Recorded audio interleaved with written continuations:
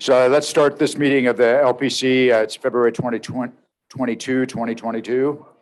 I'd like to entertain a motion to approve our minutes from the February 14th meeting. I hear, okay, I've got a motion from Dan Dugan at least, right? And a second from Amy Fowler. How's that? Okay, all in favor? Aye. Okay, the minutes are approved. Thank you. Okay, the first thing we want to talk about is Rachel Terry is going to talk to us about government records amendments and Garrity and medical cannabis and the ambulance bill. Okay. This is the new Rachel Terry. Right, yeah. Yep, Rachel, Representative Wilcox, come on up. Before we jump into the details on the other public safety bills, we invited Representative Wilcox to come speak to the LPC briefly today about House Bill 399. More importantly, so we could say thank you for your willingness to sponsor this bill. Yeah, agreed. We have over 100 people online in addition to the people who are in the room, but Friday afternoon or Friday morning was a very intense committee hearing.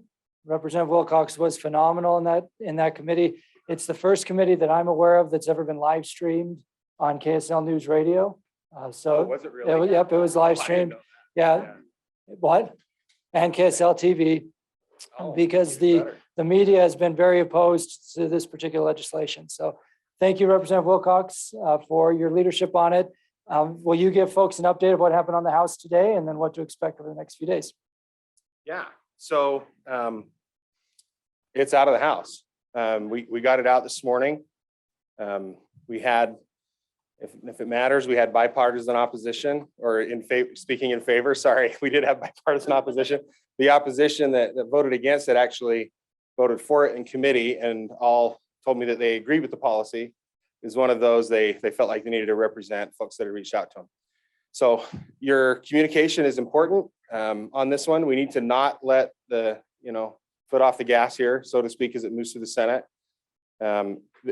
Explaining what Garrity is half the challenge when we have these conversations, why it's important, particularly when you're speaking to Republican representatives. Remind them that the core of that issue is the Fifth Amendment, that none of us should be compelled to testify against ourselves or by default testify against ourselves by publishing those interviews, those compelled interviews in the media, in the press. So the other part of that that's super important when you're having these conversations with legislators is to remind them that we intentionally left in the balancing test. So if they go before the judge and the judge determines that the public interest is outweighed by the private interest or vice versa, then he can make that call. So it's not what the media is claiming it is, that this is default gone forever.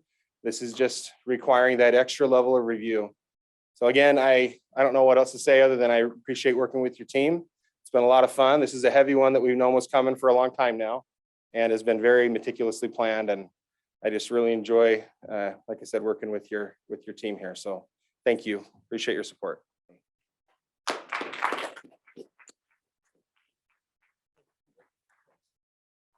So Representative Wilcox was being a little bashful about how it went this morning on the House floor. It passed with 66 yay votes. So thank you, Representative. Thank you for your good work on the bill. We do anticipate a major battle in the Senate. So thank you for following up with your House members over the weekend. It passed out of committee unanimously on Friday. I want to publicly thank Chief Wallentyne from West Jordan City, who is the police chief in West Jordan, but also the president of the Utah Chiefs of Police Association. He, Representative Wilcox, and I all co-presented the bill.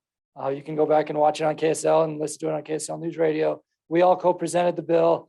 There was pretty intense public testimony and debate, and then it passed out of House committee, passed off the House floor today, and then we'll do it all again in Senate committee later this week. So watch for the action alerts for Senate committee and for the Senate floor on House Bill 399.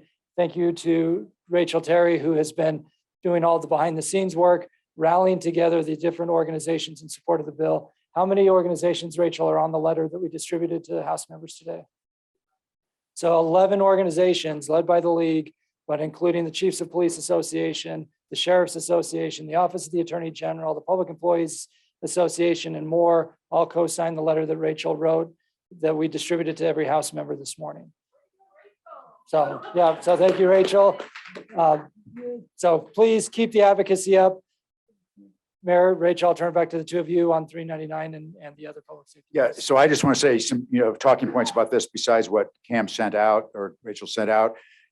Gary interviews are not voluntary; they're compelled, and they violate people's constitutional rights. So this making them public basically is killing a golden goose.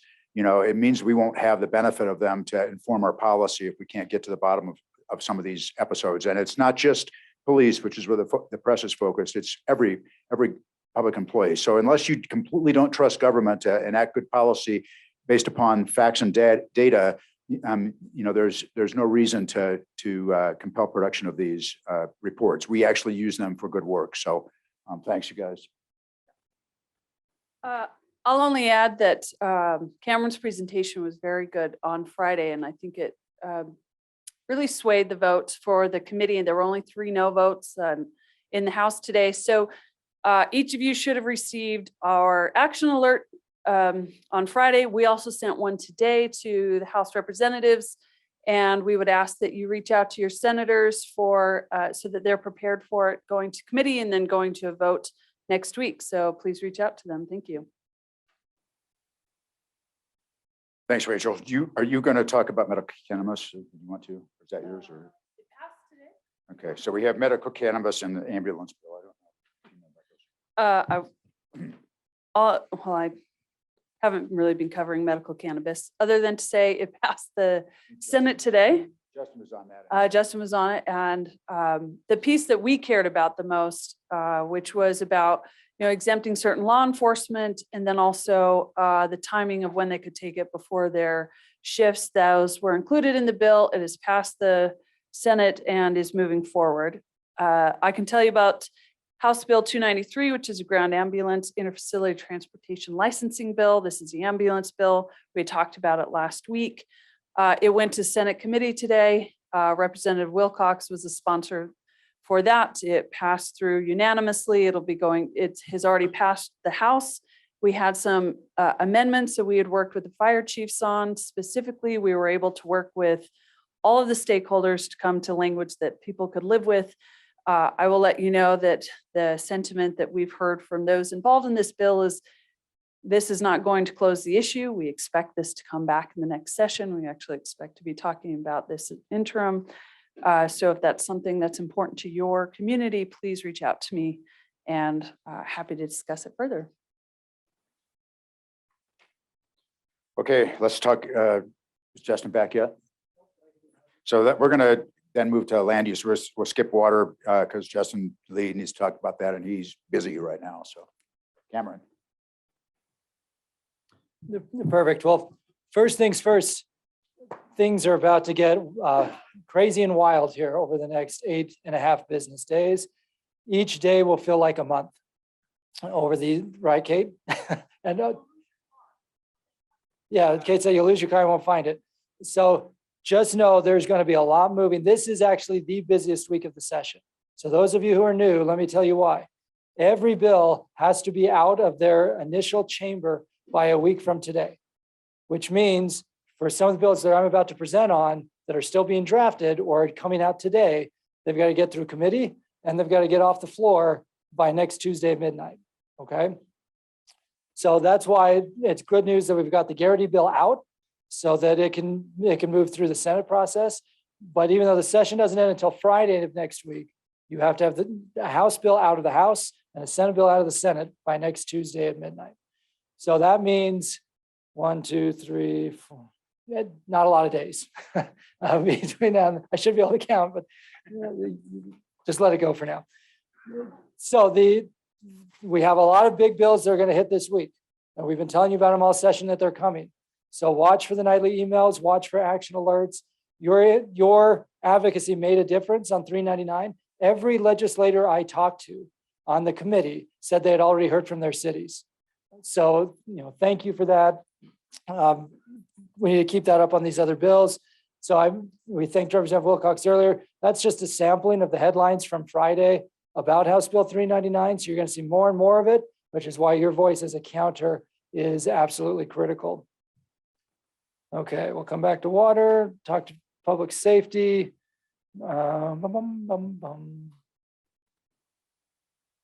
Okay.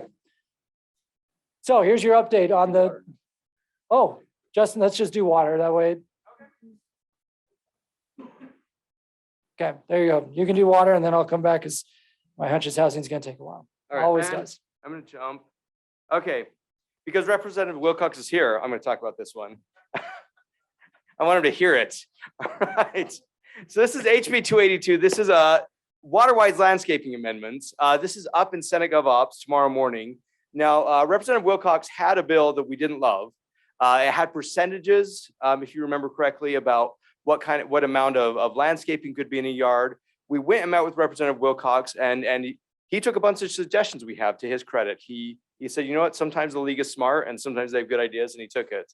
So not always, but sometimes. So right now, it's say a municipality may not enact or enforce an ordinance, resolution, or policy that prohibits or has the effect of prohibiting a property owner from incorporating Waterwise landscaping on the property owner's property. So yes, those are a lot of terms and they are defined in the bill. I just didn't want to put them all on slides. So we define a lot of these terms, basically says you can't prohibit Waterwise landscaping, xeriscaping.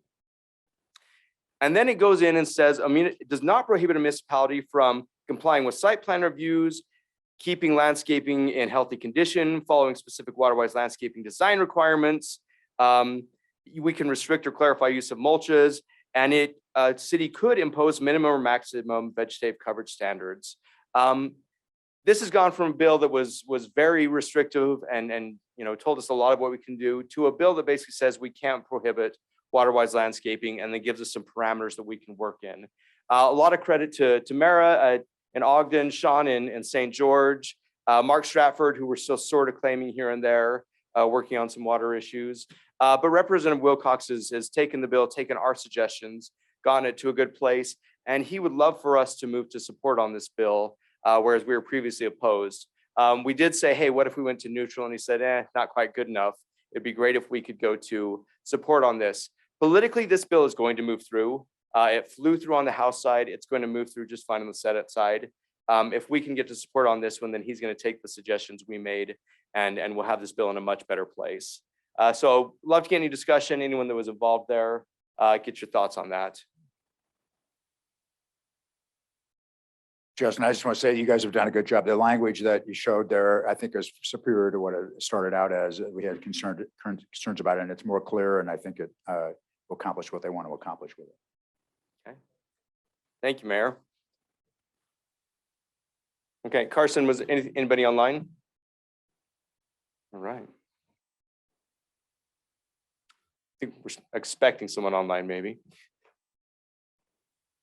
But if not, if we want to change the motion, we can also take the motion when we get to bill positions later.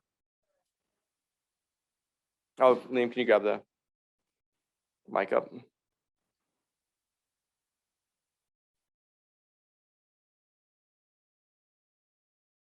Okay.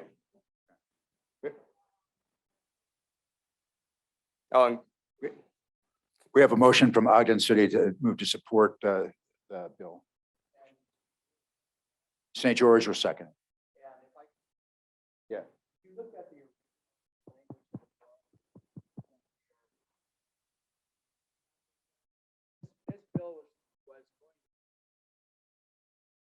Water is critical to all of us. I don't know if this is working. Yeah, that's on. Is it okay? Water is critical to all of us, but the language that was included in the original bill had some percentages there, kind of limited each municipality on what you could craft.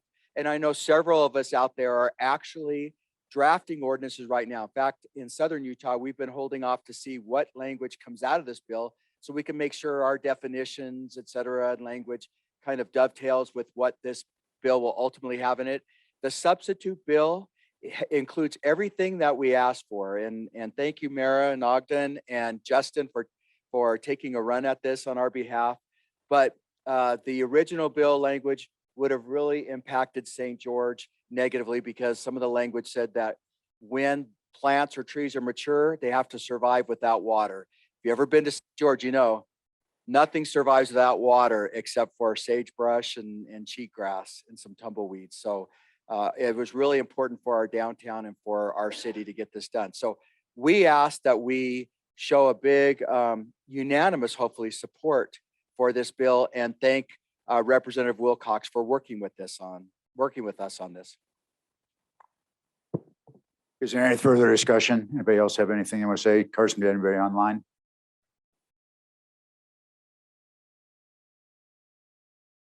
Okay. All right, then I'm going to call for the question. We have a motion and a second to change our position to favor this bill. All in favor? Aye. Any opposed?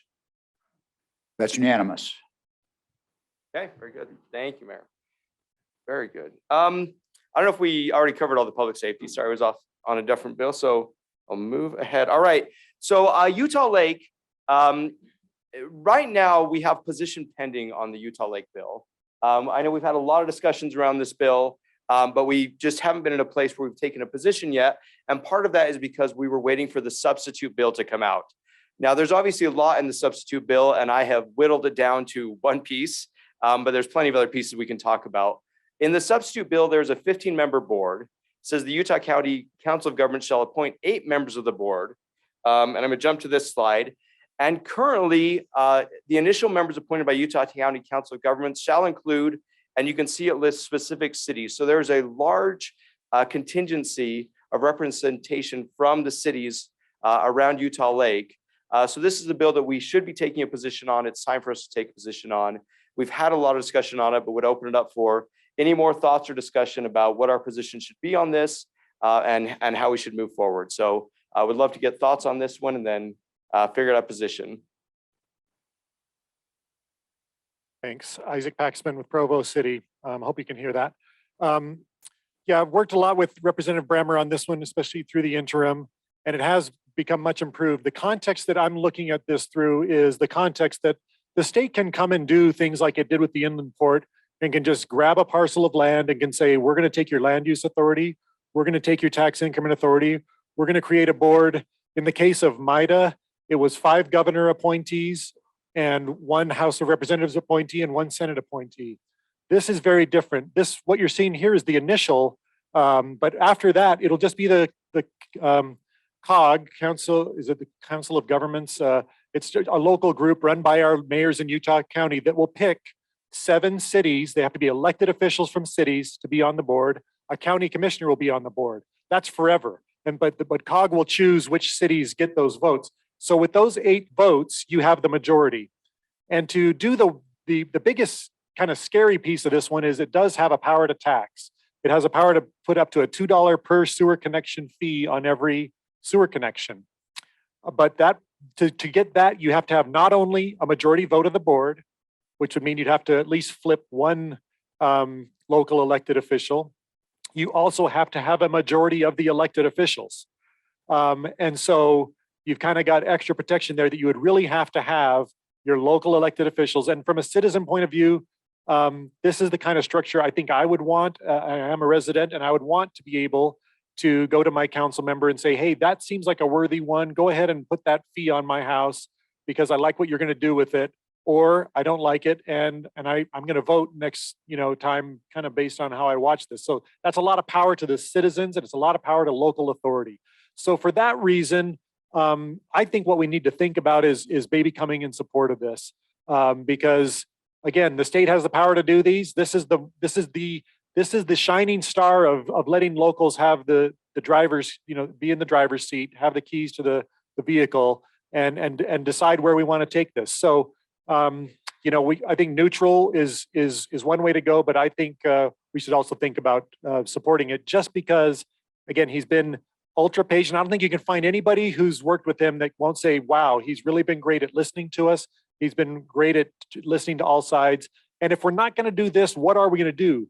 And when people look at Utah Lake, we think, well, we probably should have some organization that you can go to vote on things. So anyway, those are my thoughts on it. Oh, and let me address a couple other things. So this takes no land use authority from cities, takes no tax increment authority from cities. There is a way that you can opt in to enter an agreement with the Utah Lake Authority as a city and do some things with tax increment, but that's by your choice. So we like that. And then there's this whole issue of sovereign lands, and he's been very clear on 2 things. One, this will not touch the Islands Project thing in any shape or form. It won't manage it. It won't make decisions on it. And it won't be able to give away sovereign land. It won't be able to give away lake bed and that type of thing. So those have been some concerns that have been raised.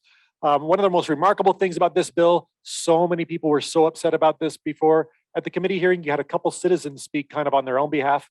You had, I don't recall, an organized group. I mean, there were water user group that were, really adamantly against this for a long time, but everyone's kind of gone neutral. And I think this is not our perfect bill. This is not what Provo would have designed. We had to give up some things, but we commend the effort, and we think overall, and it's in a good place.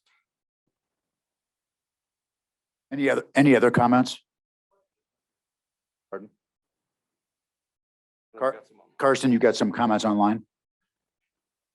How are the cities selected and why is American Fork not on this list?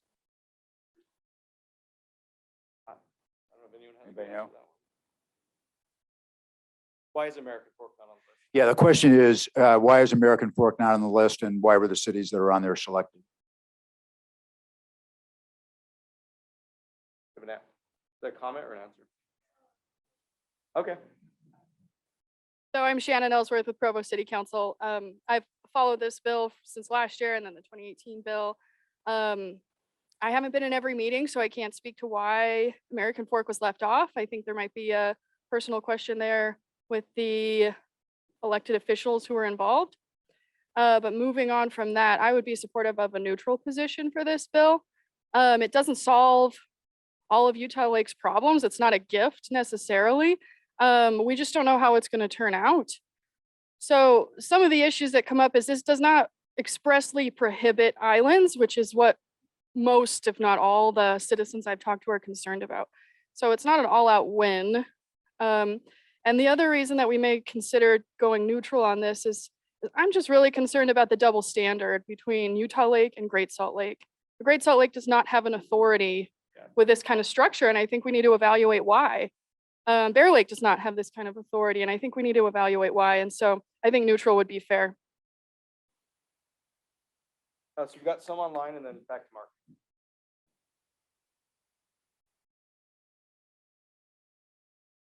All right.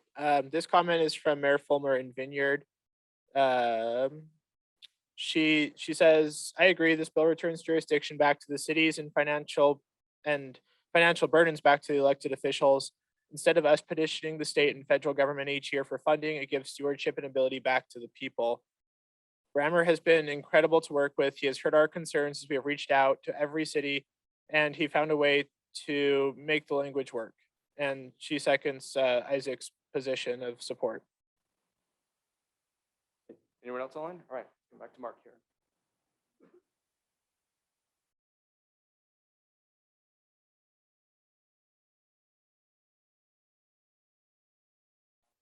I'd agree with what Isaac said. I think we can support this. Last year, I think we got to the point where some of us could support it, but there was some huge questions still left out on the environmental, on water rights, water issues. And so it didn't pass last year. It's gotten better since then. I do have to agree. Representative Brammer has done an amazing job working with cities. There are many flaws still. Completely agree with what you're saying on the island projects. This bill doesn't touch it, and this bill won't touch it. And to your question about where this is going to go, I had kind of a scary epiphany last week, and I called Gary Hill panicked about what this means.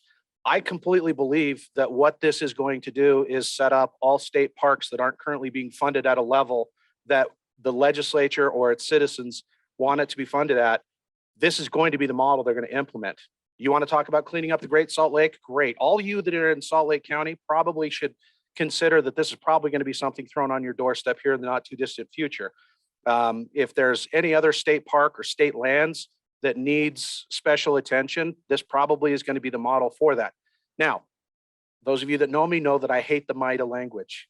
I did not support and cannot get behind the way that the state is using this philosophically, personally. This is something that I think is a win for us. And Representative Brammer has come a long way to let this be a win for us. It's not great. The Lake Island thing is a massive political issue that needs to have its own function and its own scrutiny and its own challenges. This bill is not the place to do that. Thank you.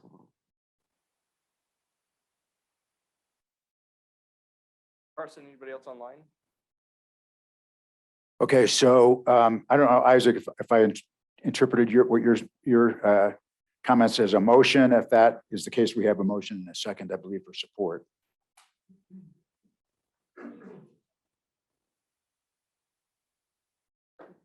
Want a substitute motion? Somebody want a substitute motion? Okay. Okay, Bradshaw, Bountiful.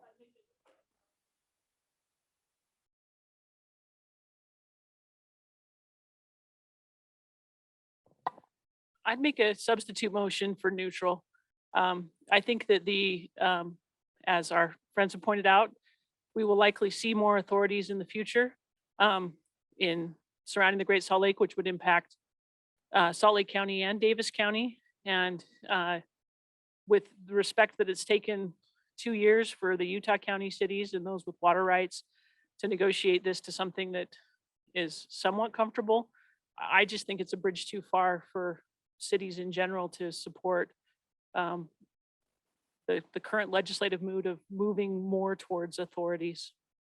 And so that would be my substitute motion, that we go to neutral. Okay, so we have a second for the substitute motion. Discussion to that.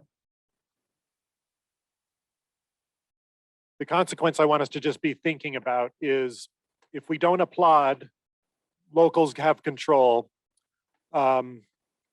That's going to have a set of consequences versus we applauded it and cheered on the representative who did that. So yeah, I agree. This wave is coming. I don't think there's any scenario under which we won't see more of these types of state, incursions, you could say, into local authority. Do we want to hold this up as a model that when you do this, when you hand control to us, we give you a thumbs up? If we stay neutral, I'm wondering why someone would go with the effort to do it. Maybe neutral is enough of a win, but that's just what I just want to make sure we're thinking about that. Further discussion to the substitute motion. Any comments online? I don't know, Molly, if you can see that. I got, Nothing Okay. online? okay. Okay. Okay. All right. So we're going to try to vote here. We want voting members to vote, right? So can I jump in? Yeah, go ahead. Okay, for a quick reminder of process, since Roger, our general counsel, is online, let me remind folks how our positions work. We can take positions of support, we can take positions of neutral, we can take positions of oppose or position of oppose. Then we have no position if there's no consensus within the voting members of the LPC. And voting members are those who are present either in person or online. So Carson has been reviewing everyone who's checked in online, and there are 64 voting members online and 39 signed in the room. So for those of you either in the room who have not yet signed in, it's now or never, because we've got to get the correct voting. So if you haven't signed in, come over here and quickly sign in so we can get the right number of voting members. Okay. For those online, if you did not sign in, you need to tell Carson, because we have a consensus threshold of 60% when we have support, oppose, or neutral. Okay. Go ahead, Sean. There's Sean Guzman from St. George. We face these issues from time to time where there's a piece of legislation that affects one or a collective group of us more than others, and we're all taking a vote on this. And I can tell you this is a close one because I agree with what Kate said earlier. I also agree with what Isaac and Mark have said as well. So when we're faced with that kind of dilemma, knowing that there are repercussions for working with the legislator and then in the end not showing support when they've made so many changes, I just say that I think we have to respect those cities that are directly impacted by this and their position on the bill. Okay, so we still have people signing in. Okay.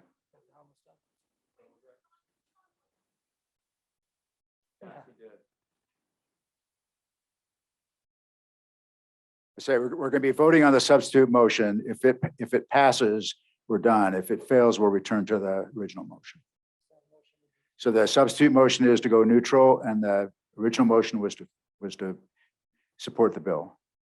So Carson, the number you gave me initially was 64. Do you have additional voting members who have signed in?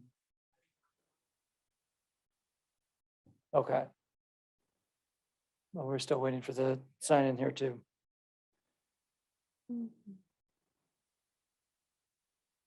I like you better with your sunglasses on. I don't know if you have your eyes checked or if you're just looking cool.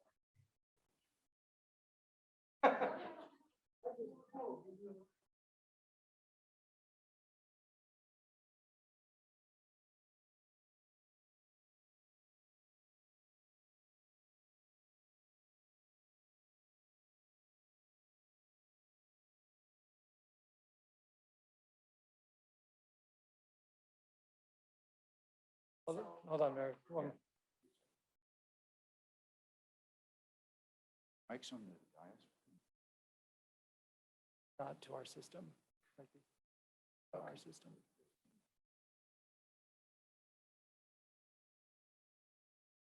All right. Okay, thanks. I'm Mayor Michelle Kafusi, and I am currently the chair of the Utah Lake Commission as it sits right now. And as we've been working on this for 2 years, I wouldn't say it's exactly what we want, but it's better than not. So I am, as the chair of the Utah Lake Commission, in favor of this. We want to keep our control local. In favor of Support.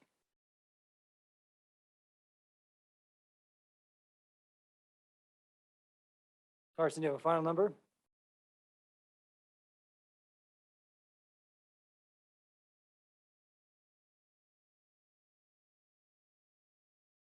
Right, but before I do that, do we still just have 64 online voting members, or is there anybody else who is a voting member that has come on since?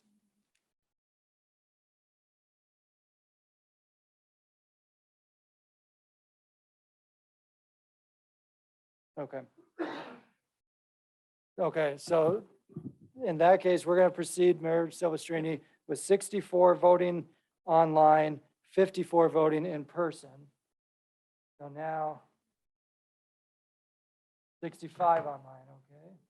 So 65 online, and we need 60% for consensus for our bylaws. Yeah, we'll restate the motion 1 second. Let me Yeah. just make sure we've got the numbers. Okay, that actually works out nicely. Okay, so to go over the procedure again, we will be voting first on a substitute motion, which is for the league to go neutral in terms of its support for this bill. If that motion passes, that will be the league's position. If it fails, we will return to the original motion, which is to support the bill. So is there any further discussion? I see a hand, Amy Fowler in the back.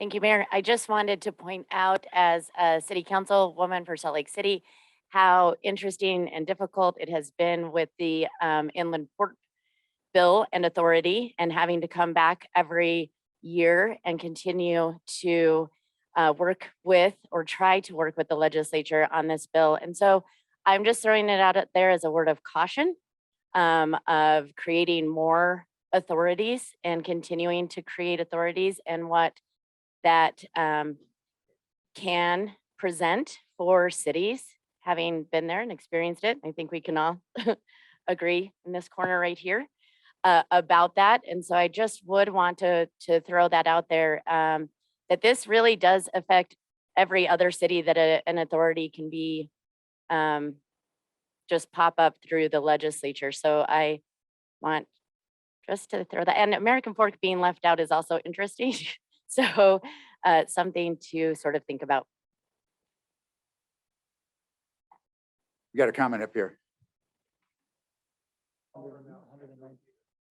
No, Liam's.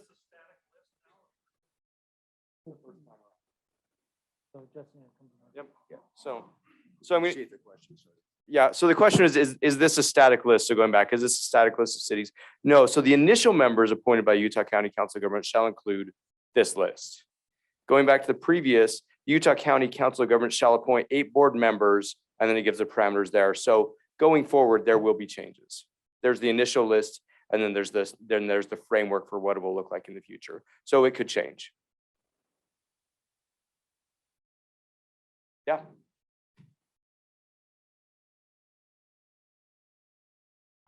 Yes, these are the initial list. After that, what it says is the Council of Governments will appoint 7 elected municipal officials. And then again, the county commissioners can appoint one of themselves to it. And then the rest are divvied up other ways with, the governor can appoint 2. But I just wanted to make sure you knew that it isn't just kind of a free for all after this initial list. 7 city elected officials, 1 county commissioner, forming 8 of the 15 is the air quotes permanent structure. And again, the mayors will be voting who they choose to be on that through the Council of Governments. I had a question about whether all the cities are in favor. I believe American Fork entered a resolution opposed. I don't know that any other cities have done official actions. What I will say is that I have a loose general sense that most people have gotten comfortable with, most other cities have gotten comfortable with this, but I don't have official positions taken by other Utah County cities. And if there's others here who want to speak up, they're welcome to. Oh, that's right. And then out of the 7, 4 will have to abut Utah Lake. So 4 of the 7 have to be cities that are adjacent to Utah Lake on an ongoing basis. So. Okay, if there are no other comments, then we'll be voting on the substitute motion to go neutral on the bill. So those that are in favor of the substitute motion, I think we need a show of hands. And Show of hands, and then Carson. okay, so those are in favor of the substitute motion. Keep them high and put them down once we catch up. Oh, well, that's easy on that side.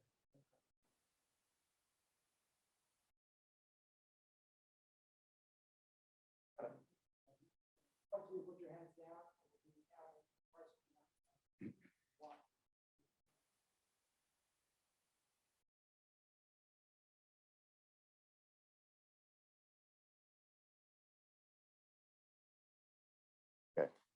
Those who are against the substitute motion, raise your hand.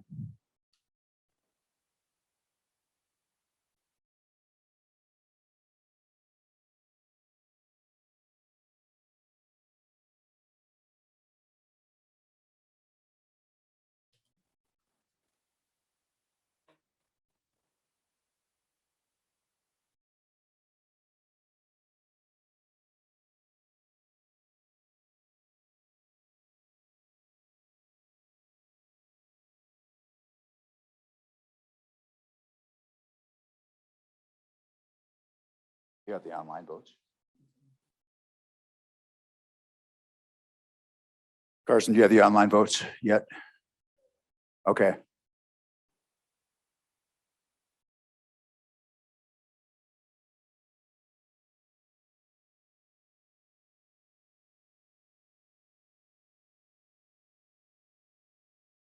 Carson, no pressure, but it all comes down to your tally.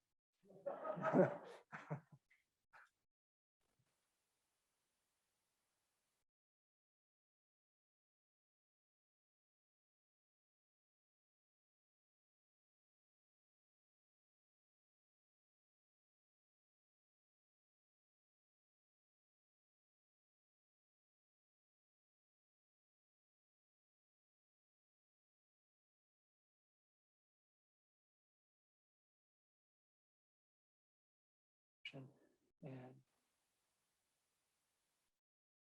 I'm outstanding, excuse me. 72 total votes.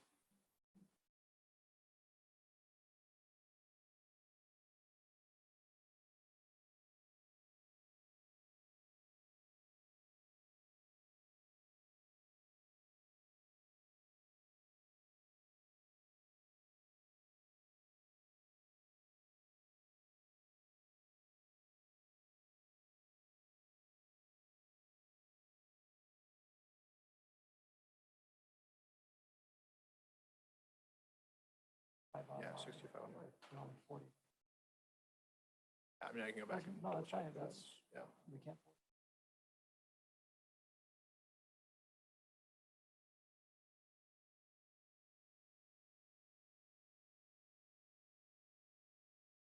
Cameron went to Murray High School, so he got a D in math.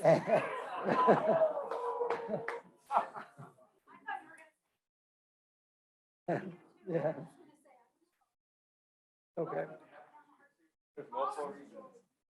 We have 39 votes in support and 49 in opposition. So the motion fails. Yeah. We need 72 votes and we did, Okay. the support only got 39 votes. So it didn't reach that threshold. So we'll need a vote on the second motion.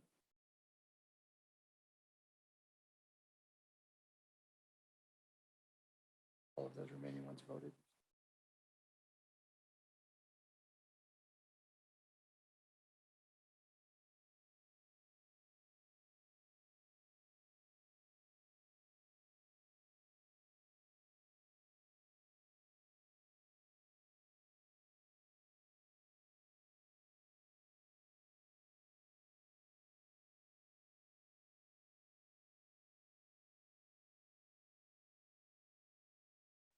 You think, No. well, we should wait to hear from them anyway.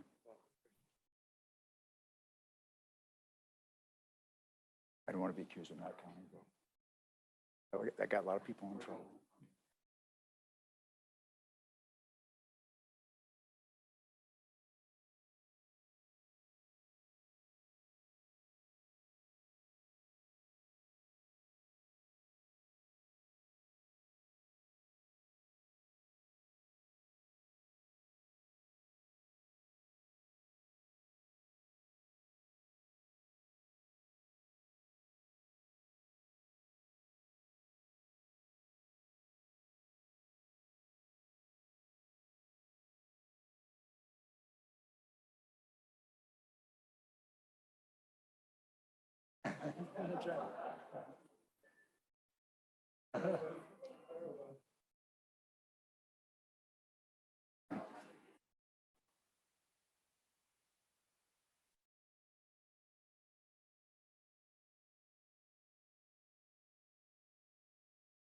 Carson, did you go to Murray High School too?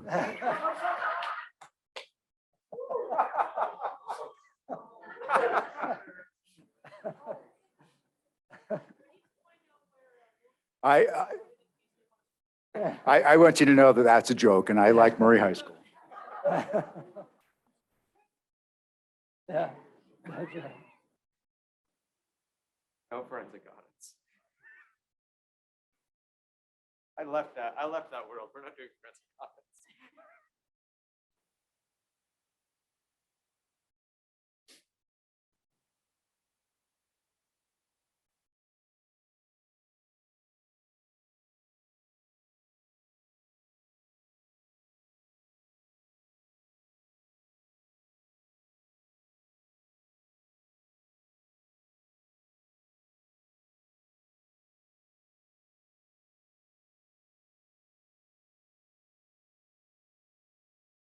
Rogers counting with Carson. Okay.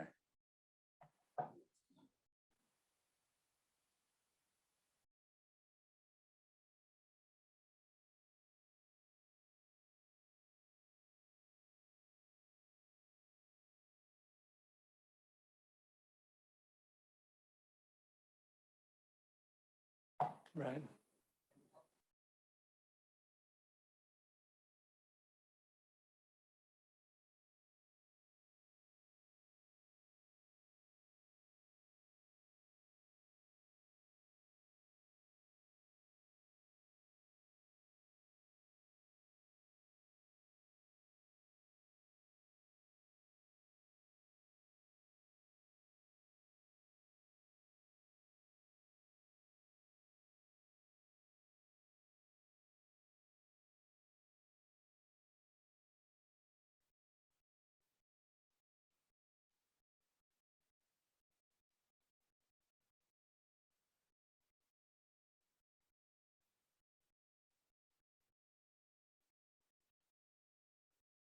Sure you save the chat room, so if anybody asks. Yeah.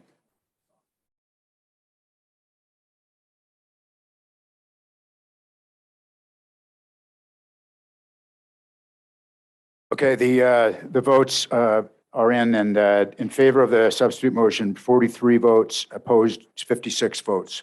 So we move, the motion fails, and we move to the original motion, which is to move to a position of support. Any further discussion?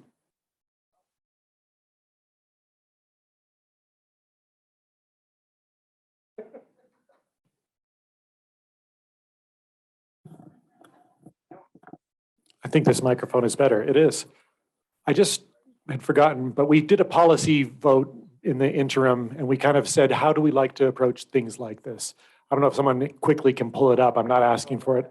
Cam is going to do it. But it basically says, we want to partner with the state on important projects, blah, blah, blah, as long as you will respect our land use authority, respect our tax increment authority. I don't remember all the details of it, but what I do know is, as I've looked through it, if we go to the final parts. So one, cities and towns within the state of Utah commit that they are willing and ready to collaborate and partner with the state, the business community, and other stakeholders to pursue a broad range of future economic development opportunities, including those located in the proximity to state transportation infrastructure. Cities and towns cannot support development proposals, task forces, commissions, districts, development authorities, or other legislation that would deprive local municipalities of their traditional local land use authority on private property, or deprive them of control of tax increment generated within their jurisdiction, or impair their control and use of municipal water interests without their consent. League staff should, communicate those. I don't know if this fully lines up with what it is, but all I can say that to me, this fits within that prism. They respected our land use authority, they respected our tax increment authority, and they're asking us to come partner with them. So I believe that that's one more reason. Again, if we're going to do things like this and they bend to our desires, are we neutral or do we say, hey, thank you? So again, my final plea to say thank you, and that we support this. And Isaac, let me just clarify for those of you who are new, what this document is that's before you on the screen. This was what the league membership endorsed at the annual convention back in September. This was actually endorsed unanimously. It actually came through this committee in August and again in September before it went to the full membership, and makes up part of the policy platform of the League of Cities and Towns. So Isaac, thank you for referencing it because this is the standing policy of the league per that process last summer. Okay, any further discussion to the original motion to move to a position of support for this bill? So seeing none, all those in favor of the motion, please raise your hand or vote online. Okay, keep them up. Yeah, you do that.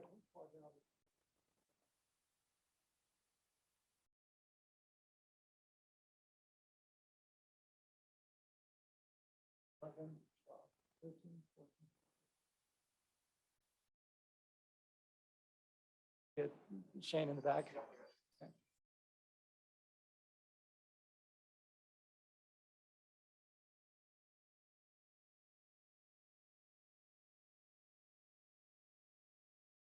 Okay. Okay. Yep, I got Tony. Okay.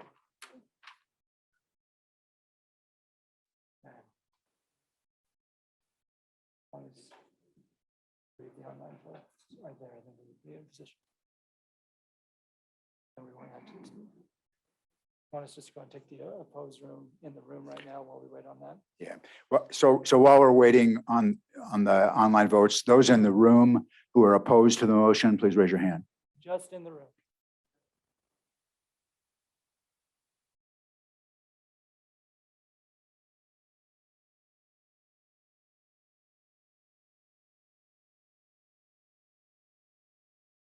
Okay.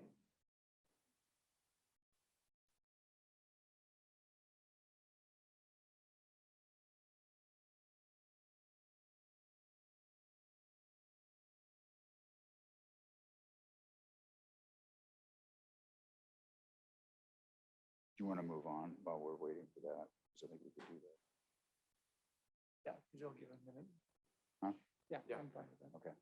So while we're waiting for those online votes, we're going to just speed things up, move on to our next item, and then we'll come back to announce what we got online on that vote. Oh, right. So speaking of the Great Salt Lake, this is really just a heads up more than anything else. There is a bill out there, HB 110, Great Salt Lake Watershed Enhancement. This is coming from Speaker Wilson. It is currently on the House third reading calendar. There's an article about this. If you want to go look at the Salt Lake Tribune article about this one.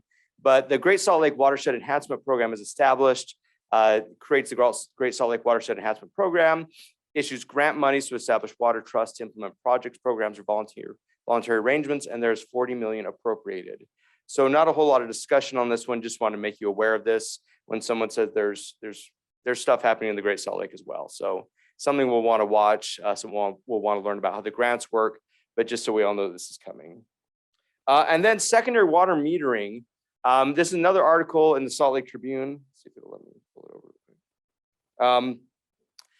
Why the area of cheap water may be about to end in Utah. This is an article that kind of lays out both sides of this, from legislators, coming from water providers, coming from some city managers who had some input on this one. This bill is going to pass. Secondary water metering is going to go through. Right now, the question is, how do we approach it? It is up in committee this afternoon. So we'll go talk about the concerns we've had, but also the big question we have right now is how much funding is actually going to be appropriated towards secondary water metering. The current amount is about $200 million. There is a question of whether or not the Senate is going to go for that high of an amount. Again, let me reiterate, this bill is going to go through. There may be some changes around the edges, but if this bill is going through, which it is, we want to make sure we get as much money as possible. So as you're talking to legislators, certainly you can bring up implementation issues, certainly bring up there's some things we could do better. We want to keep working on this. There may be supply chain issues, but also let's really get that funding in there. So this is not the kind of thing where we want to go die on a hill, that we hate this, we don't want it, don't do it. This is, we understand this needs to happen at some level. There are implementation issues, and we really, really need the funding to help us make that happen. So we're going to keep working this one, but as you're having discussions, please bring up that funding. This is something we need to make sure gets through since the bill is going through. And we'll keep working through that and seeing what that looks like, but we need to keep working on it and getting that funding. Carson.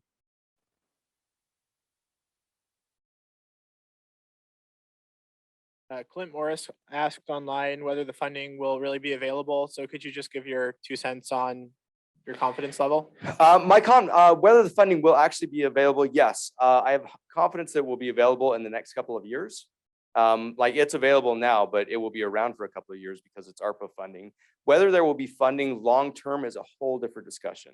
Once the ARPA funding goes, it's anybody's guess as to whether or not they backfill that with other state funding. So my confidence level is less high there, but if they appropriate 200 million, it will be available right out of the gate. Yep, Mayor. So I just want to say that league staff as well as officers have been working hard to talk to senators about this and just impress upon them that this is an unfunded mandate without the 200 million, at least it's an unfunded mandate to some extent anyway. But what we're hearing back from the people we talked to about this in office are that this is a once in a lifetime opportunity to use the ARPA money to make a dent in this, that it's a worthy thing. I think we all agree on those things as long as the funding's there. So at least the conversations that I've had with senators, that they recognize the importance of it, including President Adams recognizes that. And I think that we've also tried to use our influence with representatives that have already supported the funding on this to speak to their Senate colleagues about the importance of that funding as well. And we have also talked to them about the other issues that were raised last week about, you know, the supply chain shortage that we're likely to face if everybody's doing this at once, and how the timetables may need to be more lenient, and kind of what we're getting back on that as well. Let's see how this goes, but we need to get this done. This is the time to do it. So, yeah. So, with respect to the vote on the previous motion, we have 82 in support and 30 in opposition. So the motion carries to support the bill.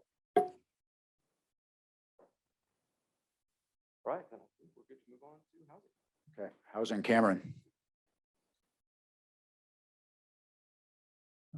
Well done, Mayor. Well done, Justin. Thank you, everyone, for your votes, and thank you for your participation. I've got a chuckle at the Murray jokes, but I'm just going to blame it on sleep deprivation this time of year. In fact, my 4-year-old told me over the weekend that I'm a lot less tired when I don't go to the Capitol. So, you know, she's figured that out very astutely this time of year. So Carson, coming up, I'll let you give a quick overview of SB 34 plus, and then I'll hit the others. In a way, this is the same slide as you saw last week. but it actually is different because we have a protected copy of SB 34 plus, and there's a white paper that we prepared based on that protected copy. We're just waiting for it to be numbered. So it'll be out today or tomorrow at the latest.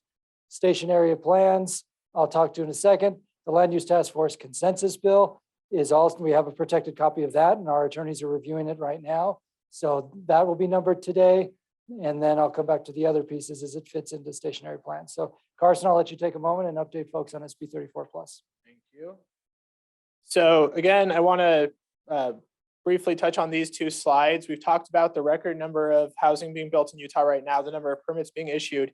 So again, this framed how we approach the moderate income housing plan framework, the SB 34 plus framework. We recognize in talking to many league members, many other stakeholders, that we need cities to be able to tell their stories in their moderate income housing reports. So that's really critical. You're all doing a fantastic job in implementing housing on the ground, and we need you to be able to show that and the state reports to be able to reflect that. So with that being said, you're receiving a white paper. This is a draft of a draft, so there will be changes and we'll keep you appraised as that happens. I was really hoping to have a bill right now to have a number, but we've been calling it SB 34 plus or Moderate Income Housing Plan plus. So if you see those terms, that's what we're referring to, and we'll get a number out as soon as possible. So that being said, this makes a few changes. The focus of this bill is on the Moderate Income Housing Plan. This modifies the menu item language for a number of items, adds some new items, and then requires an implementation element for all menu items. It changes the reporting requirement from December to October 1st. One of the key pieces of feedback we heard from city staff is that it would be a lot easier to implement these moderate income housing plans if the implementation dates lined up better with fiscal years, so that councils are kind of considering that all at the same time, rather than having a council consider the report towards the end of the year and try to submit it by December 31st. So there's some timeline changes. So the draft bill contemplates this first cycle being not just a comprehensive report, but you're really just going to be reporting on your implementation elements of the updated items. So you're not doing the full report this year. This is just the rush to sort of get those implementation, if they need to be updated, I should say, but to add that implementation element and make sure that the language is consistent with the new statute. That enhanced reporting will start in the next cycle, which will be the 2023 October. So it keeps the number of menu items the same for cities without transit. This will tie into the stationary plan concept for cities with transit. So you'll see that number increase a little bit. Again, we're not trying to duplicate work. We're just trying to make sure that the moderate income housing plan reflects what's going to happen in stationary plans, so that your planners can kind of just have one streamlined approach rather than having to consider two significant bills in totally different echo chambers. The other really big piece, and this is, I think, a major win for cities, is the prioritization mechanism. So a number of your cities, so there are some cities who just have the default, and again, this is only the 84 cities now that have to comply with Senate Bill 34. But what we found looking at the data is there are a number of cities who don't just adopt the minimum number of items, 3 for cities without transit, 4 with transit, but there's a number of cities who adopt a whole lot more items. And so we want to incentivize that good behavior. We want to make sure they have the resources they need. So what this bill will do is we'll add a prioritization mechanism. We're still kind of dialing that in a little bit. We'll add a prioritization mechanism. So it's an incentive for you to go above and beyond just those the basic thresholds for menu items. Again, recognizing the work you're already doing.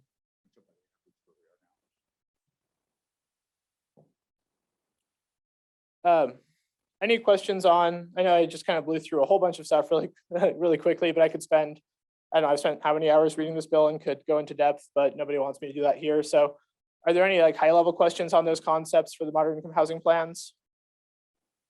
Yeah. Yeah.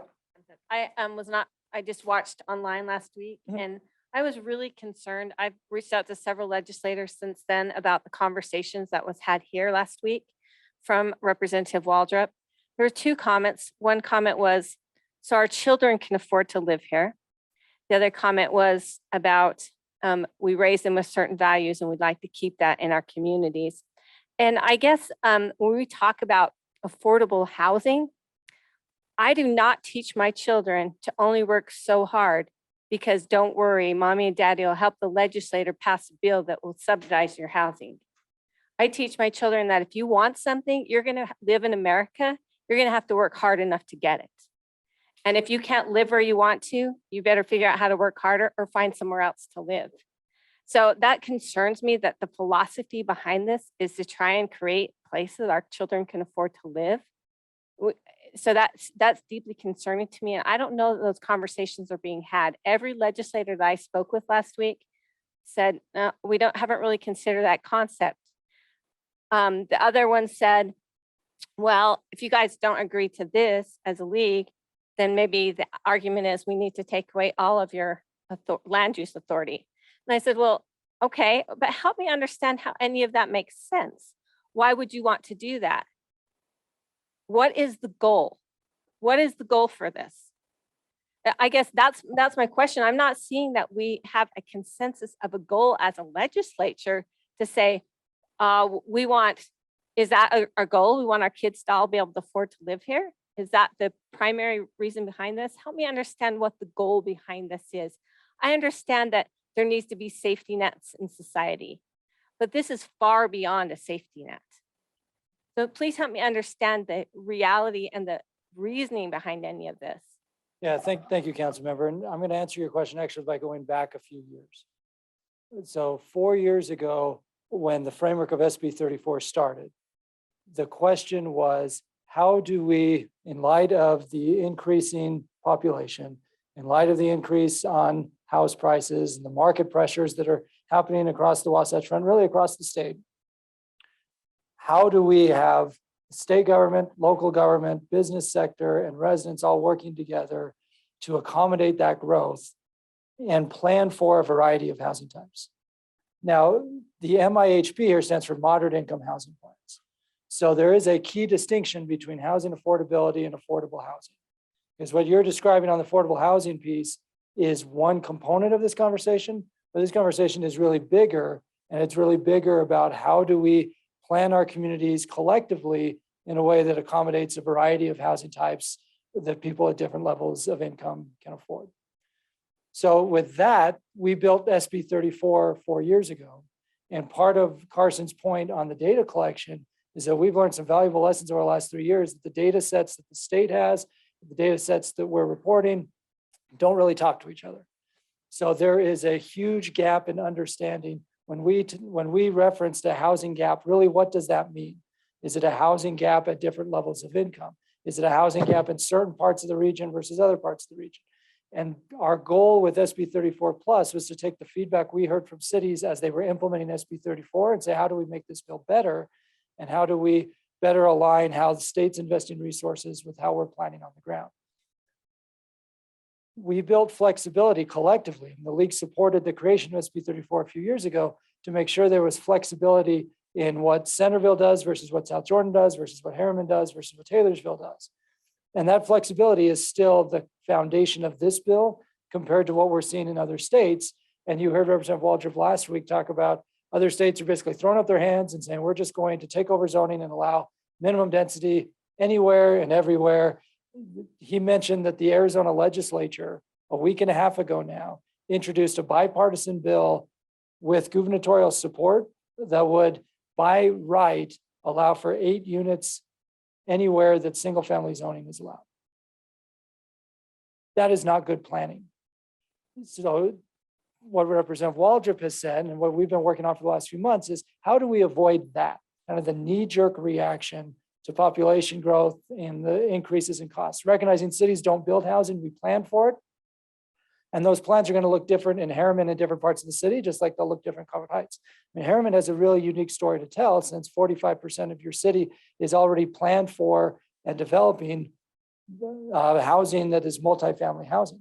That is, we could actually take a poll in this room of how many cities have that sort of plan, and the answer would be not many. I know that, you know that, but the data sets that we're collecting through SB 34 don't collect data to that degree. So our hope is that through SB 34, we can have a more robust data set that helps have a more informed policy conversation, because the housing challenges in South Salt Lake in Provo are unique, but it's still under this overall umbrella that housing prices in the state of Utah went up 27% in 1 year alone. And how do we, as local governments, partner in the solution to that? So does that help with the overall rationale for this bill? Language that you guys sent out, and I understand that some reporting needs to be done. I've said that before. I said, please don't pass any more legislation on this till we have some better reporting, so you really understand where we're going. And that's been my point all along. Where are we going? I believe communities should have balance for sure, but I also don't believe that we should have political subdivisions if you're not going to allow them to be unique and different. So if you're going to have legislation that says each one of your political subdivisions has to have this, they have to look exactly like this, what's the purpose? We all look exactly the same. So I believe there needs to be some autonomy in that. There should be places that people want to live if they like different types of things. Each community should have an opportunity to draw different types of people or because it's unique to their community. But I guess it's just been really concerning to me that there's so much of this legislation that goes towards that 27% you just talked about. That's not dictated by us. That's true. Multifamily does not equate to affordable. That's Come true. to Harriman if you think it does, Yep. because it simply doesn't. And so if we have legislators here that are thinking we have to make these cities make more multifamily because that's going to drive down the costs, it is simply not true. Well, and cities have no control over the market factors of land costs and labor and materials. And that's where we actually think this more robust data set will help tell that story of here's what we're doing as cities to plan. Here's what's outside of our control to plan. But where we can plan, we are doing X, Y, and Z, which may look a little different in Harriman than it does in Salt Lake City, but everybody's doing their part to plan for the population growth collectively and to plan for moderate income housing collectively.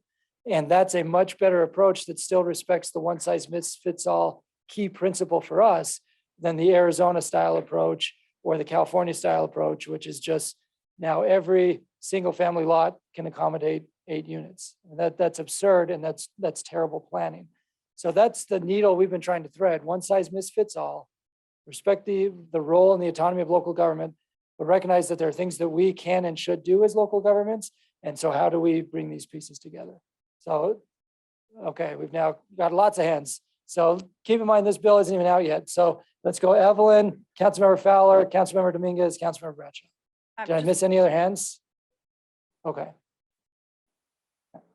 Two questions really quick. On here where it says zone or rezone for higher density or moderate income residential development, commercial or mixed use zones near major transit, commercial centers or employment centers, does that mean you have to do that in every commercial? Okay, No. just. Nope, and that's the existing menu. So take Sandy City, like if, This is allow, I used to say allow, but now this is zone or rezone. right, yeah, so, but it's still, the flexibility is still there for you as the city to say, it makes sense here, but not there. One of the key drawbacks that we've learned on SB 34, and we heard about this from a lot of your planners, was that there wasn't a way to demonstrate how you're actually implementing the bill. So that's what this is trying to get at, is like, it's one thing to say, yeah, we're going to pass an ordinance at some point in the future. Now we're saying, we did pass the ordinance. Here's what the ordinance, here's what happened because of the ordinance. And maybe it resulted in more housing, maybe it didn't, but that piece is outside of your control. It's being able for us to go back to legislature and say, we did what we said we would do. Okay. And then just last question, on the incentive part, is that going to be spelled out clearly in the bill, or is that something that's going to be decided later? I think we just need some clarification on that. Sure. In fact, Carson and I were on a call yesterday with Representative Waldrop for over 2 hours, working through this bill along with Meg Ryan, our colleague, and Christina Oliver, who was here last week. We are still working on the exact specifics of how the incentives work, because the concept actually came from caucus meetings that the league held at our convention, where several cities, particularly in the caucus I was in, the large cities caucus, said, we're going above and beyond. We'd like to get recognized for that in some form or fashion. So that's what we have shared, and Representative Waldrop agrees. The question is, how does it actually fit into UDOT's prioritization process, and how does it fit into the ARPA process? And those pieces are still being worked out. Councilmember Fowler. Thanks, Cam.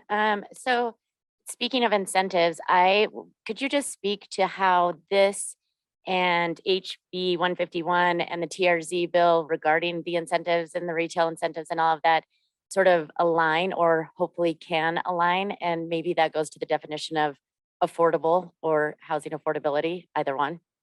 Sure, I'll try to answer that in 30 seconds, but that's like a 30-hour answer. So, no.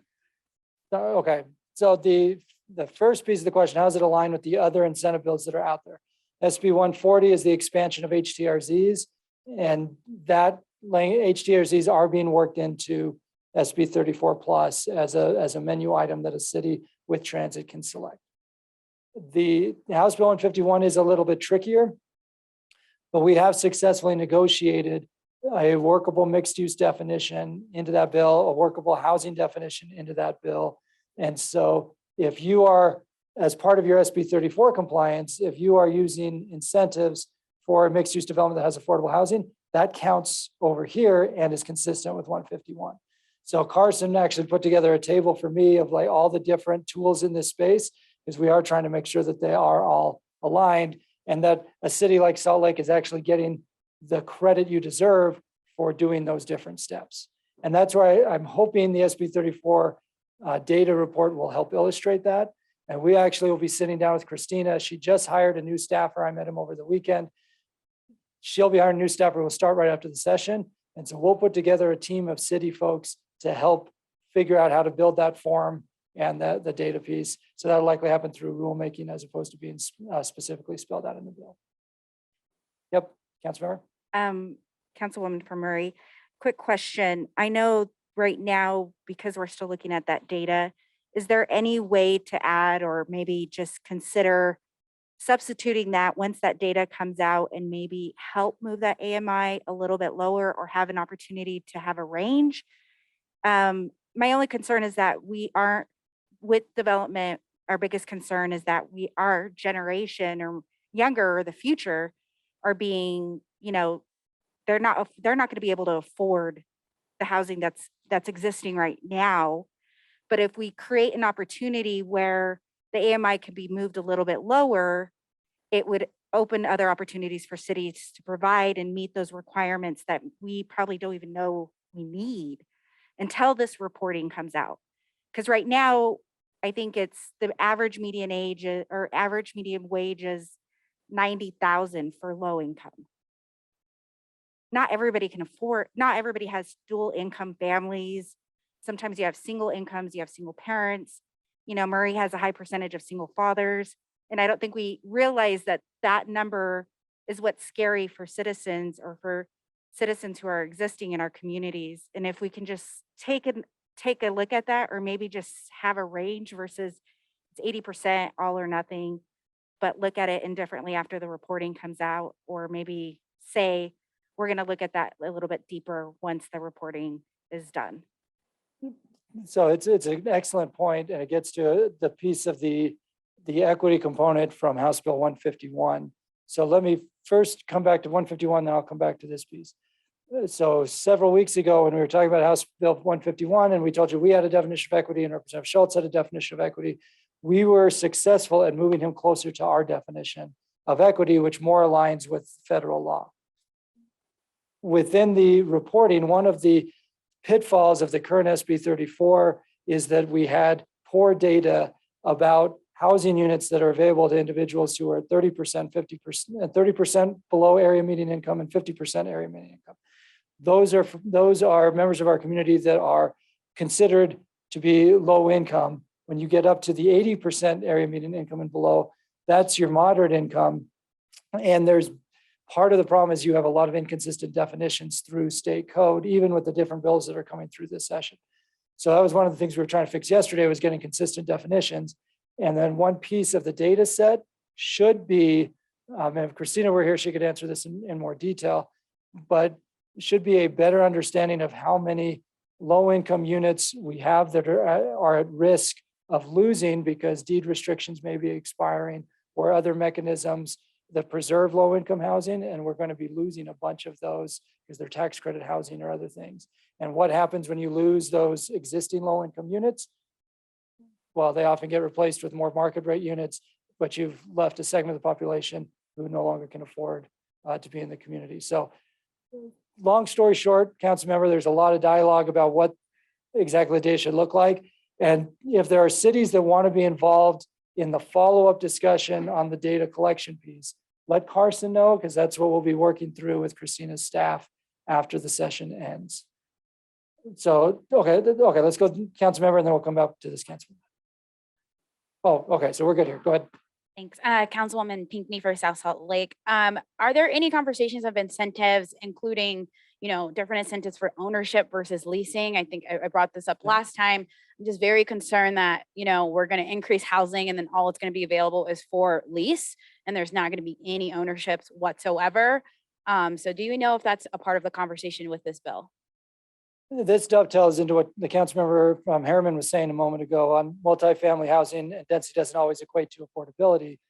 And certainly what you've seen in the market over the last couple of years is you've seen a huge amount of new multifamily housing come online, but they're luxury apartments that are available for lease as opposed to middle income housing, say townhomes and the like that are available for ownership. Representative Waldrop is very concerned about that piece. We actually co-sponsored a report by the Utah Foundation on missing middle housing, and that owner occupancy is a huge component of it. So again, this bill's intent is to get better data, and I think that piece of the data will be really helpful too. If all these units are coming online, but is it filling the actual gap that we need? And one key part of the gap is millennials who are unable to buy housing and are staying in rental housing. And so what does that mean long term? So Representative Waldrop is very conscientious and cognizant of it. And again, this is where after the bill passes and we're working through the details through the spring, we'd welcome participation from cities as we work on these details, because this data set will be really vital as we talk about what the balance looks like. I really like that word that you used about how we have balanced communities. That term of balance of what our communities look like is going to be a big focus of the Commission on Housing Affordability in this upcoming year. And the league has 2 representatives on that commission that the league board has appointed. One is Andrew Johnston, who's a former council member in Salt Lake. The other is Tom McDonald, who's a council member from Orem. So those 2 will be representing the league, and then we're involved in every one of those meetings and sub-meetings and everything else. We're running out of time, aren't we? I lost my big clock. How am I supposed to know what time it is without the big clock? You have 10 minutes. Okay. Carson, I'm just going to add one point here that there will be modifications to House Bill 82 on internal accessory dwelling units from last year, including potential preemption on the ability to impose impact fees on those internal ADUs. There'll also be language about better clarifying the grandfathering provisions that we worked on last year and making sure there's clarity about those grandfathered provisions. Watch for this bill. We will send it out in the nightly email once it's numbered. Again, we can't take a position on a bill that nobody's read yet. Well, you and I have read it, but that nobody in the room has read. So the bill will be in committee this week because everything has to be out of committee and on the House floor by next Tuesday. We don't meet again as an LPC until Monday. So just know that based on the resolution, the policy resolution that league members endorsed on housing from 4 years ago, that was the foundation of SB 34. And based on the feedback that we get on a daily basis on this topic, we'll be making calls as we continue negotiating this bill.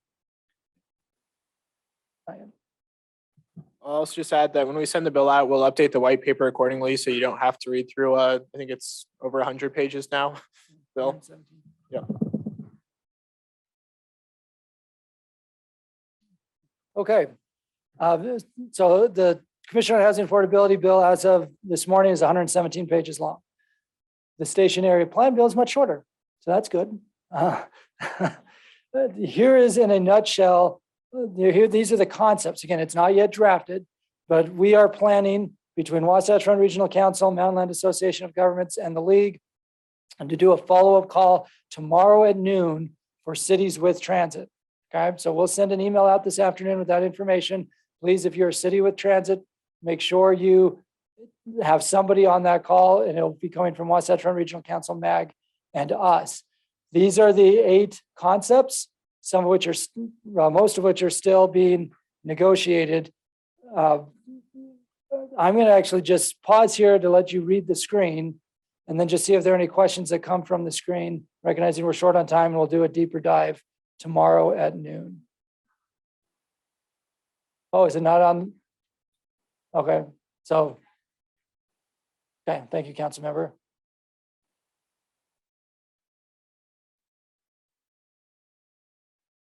So any questions from those in the room? I've had my back to you for the last little while, so. Okay, okay, Andrew and then Angela. Thanks. I just want to emphasize as you're looking at this, what's listed here is 1.1 that cities have to do a station area plan. And this is a point that we heard loud and clear from many cities is if you already have plans in place, if you already have developments in place that you've done, you don't want to have to redo all of them. And that's just an administrative exercise. And so we're making sure that the language would essentially give credit to communities that have already done the work and that it would just be an easy, essentially a check to confirm that that's been done. The other point that I'm looking to see if we have it on here, Cam, is item 4.3, current conditions and impediments to development. We've heard also loud and clear from communities that there are areas that will not be able to develop. You know, again, one size misfits all, as Cameron loves to say. And so you'll be able to recognize that you will not be able to address housing or whatever the objectives are in every single area. So to build in flexibility to recognize local context. Those are just two key points that you all have raised as we've gone through this deliberation. The other thing that I'll say is, because this may not concern too many municipalities, but if you have more than 5 transit stations, we are trying to negotiate a break so that you don't have to do all of them at once, that there be, you'd maybe do 5 a year or something like that so that you can break it down with respect to not being overburdened. One of the concerns that we've had about this bill from the beginning is overloading the planning staffs and or the consultants in this state in terms of trying to bite off too much at once and try to prioritize these in some way. But we have been furiously negotiating this with the Property Rights Coalition and as well as Representative Waldrop. And I think we're making progress to move this in a direction that will accomplish the goal that they have to try to make sure that we maximize that transit asset, but also do it in a way that is not, that gets good planning basically at the bottom at the end of the day. So. I want to publicly applaud Mayors Silvestrini and Ramsey, who have been at the Capitol almost every day this session and have been hands-on in a lot of these negotiations. So station area plans, appropriations requests for technical assistance and training, the Garrity bill, like I could go down the list. And so thank you to both of you for making so much time during the session to be up here and in the weeds negotiating retail incentives. I mean, there's been several bills where I've been able to walk in flanked by a league officer to say, let's negotiate. Angela. Thanks. Angela Price with Salt Lake City. I just want to thank Cam and Andrew Gruber for their work on this over the weekend. We were in the weeds negotiating this and really appreciate you guys helping us get to a place knowing that I think 46% of the entire transit network is in Salt Lake. So this bill would have had a tremendous impact on our city. So not only this, but there's been numerous bills. I think Cam and I have a standing Saturday call that we've been having with children playing in the background. So just want to recognize the work that the league staff is doing, not just on the bills that we see here in LPC, but behind the scenes. I don't think Cam has slept in weeks and really appreciate you guys getting us to a good place on this. So thank you. Perfect. Thank you, Angela. It's been a team effort. And again, these two bills we know are heavy lifts, and we have relayed that to Representative Waldrop. That's why we asked him to come last week. Is SB 34 plus stationary plans? These are heavy lifts, but they're also meaningful. We are trying to thread the needle of respecting the role of local government while also having us as a partner at the table. I could tell you the horror stories of my counterparts from state leagues in other states who aren't even at the table negotiating on housing policy with their legislatures anymore. And yet we're in every meeting negotiating and making sure that our core principles are being considered as part of this dialogue. You don't have to go out of state, just read House Bill 416. Perfect segue. So again, tomorrow at noon, watch for a follow-up email this afternoon. Council member?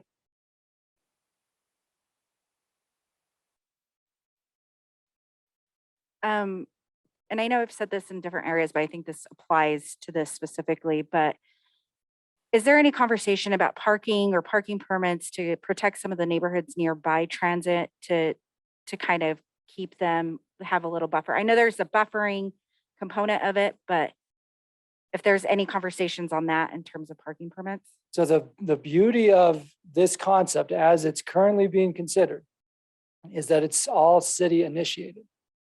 So taking my hometown of Murray, despite my math skills, I do know where I know where the stations are in the city. Yeah.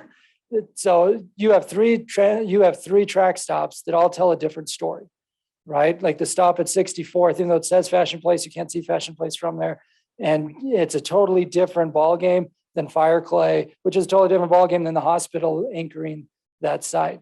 So the beauty of what we've been trying to do here is to say, Murray City may determine that parking looks this way on 45th because of all of the housing there. But it looks different at 53rd because there's shared parking opportunities at the hospital. And that looks different at 64th where there's really no room to redevelop because it's shoehorned into that spot. But it's still all city initiated, but trying to meet the objectives that the state sets forward, as opposed to, again, what we're seeing in other states like California coming down saying transit stops all must look this way. And that's been the bright line in our approach. Mary, did you want to add anything? And then just really quickly, I want to echo what's been said, and I appreciate Angela saying what she said. Our staff, the league staff, has been phenomenal. They represent every one of you, every one of us incredibly well. People who disagree vehemently on certain policy things with us that we're working through will still say to me every day, boy, Cam represents you guys well. Boy, he works hard to represent you, and he does.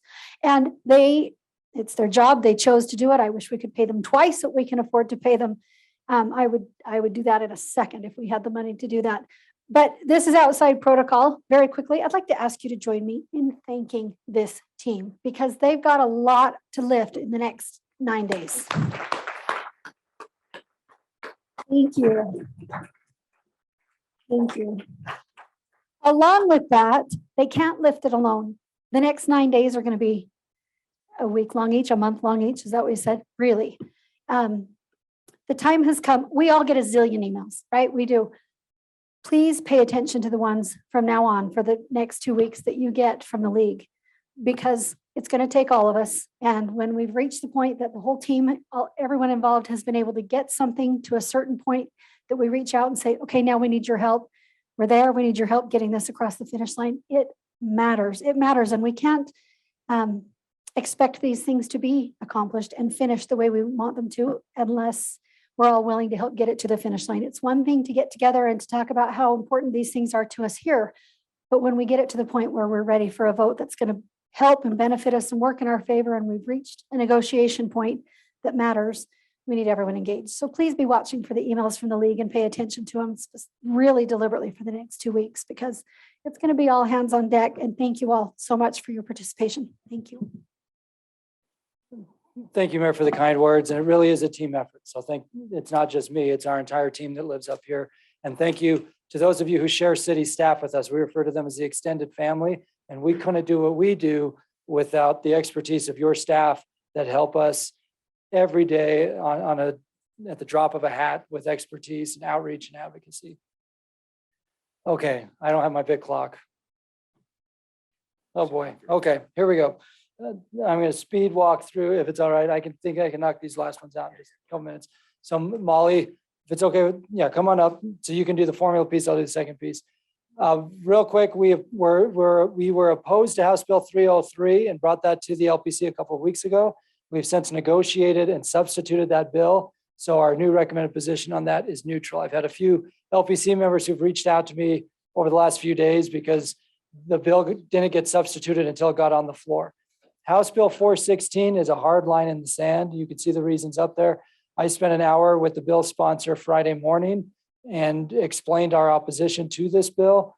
We're cautiously optimistic that it won't move, but stay tuned. If this one does start moving, this is one where we will need all hands on deck to oppose, because it basically would entitle the Office of the Property Rights Ombudsman, which we support.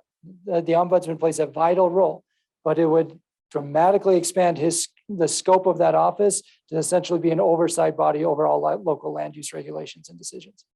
I think our message on this to the legislature has been, we're trying to work with the legislature on a lot of these housing issues and local control issues. And actually we are giving on some things in order to get some things, but this is absolutely contradictory to everything that we're trying to work for in terms of local control, and would be a disaster. The ombudsman could never have the kind of expertise to know everybody's general plans or small area plans and other things to be able to make intelligent decisions to review what we do. This is not only a bad idea, but it's a bad way to go about it.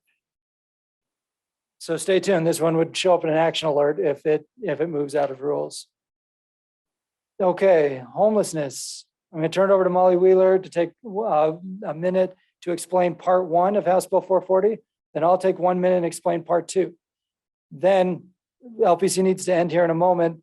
For those of you who are representing Salt Lake County cities, stay here and we'll do another 15, 20 minutes with Salt Lake County cities to discuss the next steps on House Bill 440. And then Mayor Silvestrini and I are meeting with Representative Elison, and Mayor Ramsey will be joining too, with Representative Elison and Wayne Niederhauser at 2:30. So that's why Salt Lake County folks, if you can stick around a few minutes, that'll be very important. Yeah, and then the other thing I'll just say to Salt Lake County mayors, we will be talking about this at Salt Lake County COG on Thursday as well. So. Excellent. Hi, everyone. I have posted a white paper up on the screen, and we will also send this out to everyone as well, because we're not going to have time to get into it all. But with President Niederhauser's $5 million appropriation request, we were tasked with restructuring the mitigation fund so that it was data-driven and was a flat formula rather than grant-driven or through entitlements for certain cities. So we have been working really closely with those cities throughout the big HRC cities prior to the session to figure out a formula that would work well for everyone. One thing to also hedge with this, for those cities that do not have an HRC, this does not change the contribution rate that you give to the Homeless Mitigation Fund, nor does it change the cap. So that 1.8% is still standing. So for the homeless mitigation distribution, it was broken into 3 tiers. The first tier are cities that have large shelters. They're located in counties of the 1st or 2nd class and have at least 80 beds, and they get the lion's share of the funding. The second tier is for municipalities in the 4th, 5th, or 6th class counties that have a shelter with at least 25 beds. And then the third tier is for essentially an overflow shelter in any county. So for example, this year, that would be Salt Lake City's Ramada shelter. Then within the formula distribution, within each of these tiers, they're all distributed proportionately amongst the eligible cities. 70% of the fund is distributed proportionately based on the number of people you have served. 20% is distributed based on the number of people you have served compared to your population. And then the final 10% is based on the total number of beds that you have in your homeless shelters.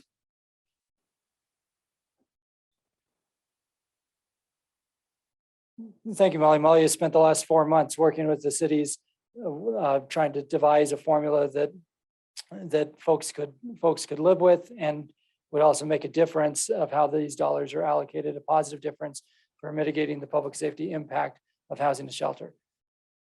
Part 2 of this bill is what we'll talk about in more detail after LPC with the Salt Lake County specific cities, because it essentially has 2 pieces. Piece A requires an overflow plan in Salt Lake County, which right now the COG and the Coalition to End Homelessness, the Valley Coalition to End Homelessness, would have to meet a certain deadline to have an overflow plan in place for the county. If they do, and the Office of Homeless Services signs off on it, then the fail-safe does not kick in. If they don't have a plan or OHS does not approve it, then the fail-safe kicks in, and the fail-safe has 2 pieces. One, it would require the existing homeless resource centers in Salt Lake County to, the term is flex, and that is to allow more beds in the facility than currently are allowed up to what the fire code allows. The second piece is a preemption piece so that any operator that is interested in doing an overflow shelter, like what we saw with the Ramada Inn in Salt Lake, that's being refurbished, but it's an overflow shelter this year, the overflow in Mill Creek last year, and there was an overflow in Salt Lake last year as well, that a city cannot restrict an entity from opening an overflow anywhere in the county. And that's the fail-safe if there's not an overflow plan in place.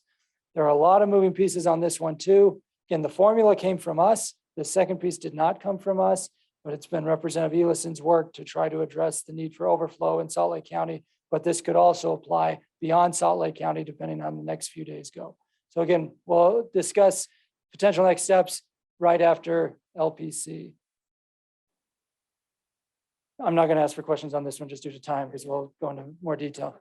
So the last thing that I'll bring up just on the economic development update, House Bill 151. Last week, you took a motion to go to neutral if we made progress on the 8 items that I identified, and we made progress on 7 of them, including several of them being exactly what we had asked for. So I have a meeting with Bill or the drafting attorney at 2:15 today. I got a new draft yesterday. We're wordsmithing a couple other pieces, but we have sent the message to legislative leadership and the governor's office that we are neutral once we get the wordsmithing right, because based on the motion from last week, you said if we made progress on these 8 items, we got there on 7. So we felt like that was worth changing our position to neutral. Okay. Yeah, we'll need a motion on the bill tracker, and then Sean wanted to bring something up in item 4. So the appropriations update, we're meeting every day on the different appropriations, and you've heard several of those already today. So let's just do item 4 for you, bring your piece up, and then the bill tracker. I can speak from here, right? And we're talking about Senate Bill 177. Is that what you want to bring it out? Okay, so we have up in the House Health and Human Services Committee meeting today, Senate Bill 177. That's Thatcher's behavioral health crisis bill. It's being carried in the House by Representative Elison. These are the recommendations coming from the Behavioral Health Commission. If you recall last year, there was a proposal originally that had almost $100 million price tag, if I recall. Now we've pared that request down to $14 million. But what this would do is go along with the priorities that were established last year in legislation. So those priorities are a 988 crisis line.